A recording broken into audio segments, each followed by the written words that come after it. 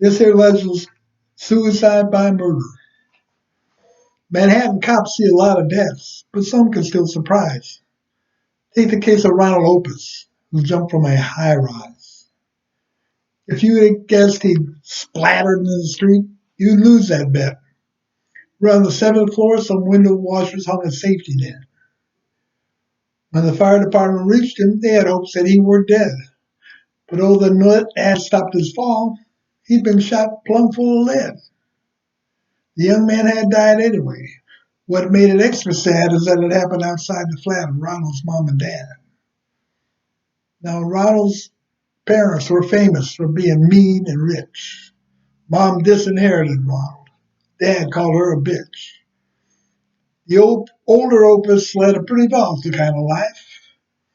Every couple of weeks or so, he'd threaten to kill his wife. He'd shoot her with a shotgun, which he'd always kept unloaded. On this particular tragic day, the weapon done exploded. The shot went through the window just a couple stories down from where Opus Jr. had begun his planned trip to the ground. Now, Ron had failed at jumping to death, yet the boy was gone. Now it looks like he'd been murdered. But who could they pin it on? I never loaded that weapon, is the story his father tells. Some mysterious enemy inserted the shotgun shells.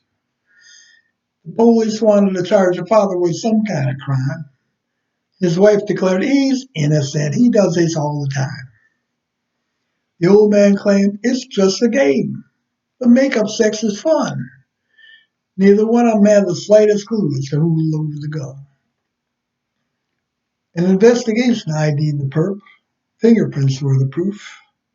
The gun had been loaded by Ronald, who just jumped off the roof. The DA found no precedent in the law books on his shelf. He couldn't charge a dead man with the murder of himself.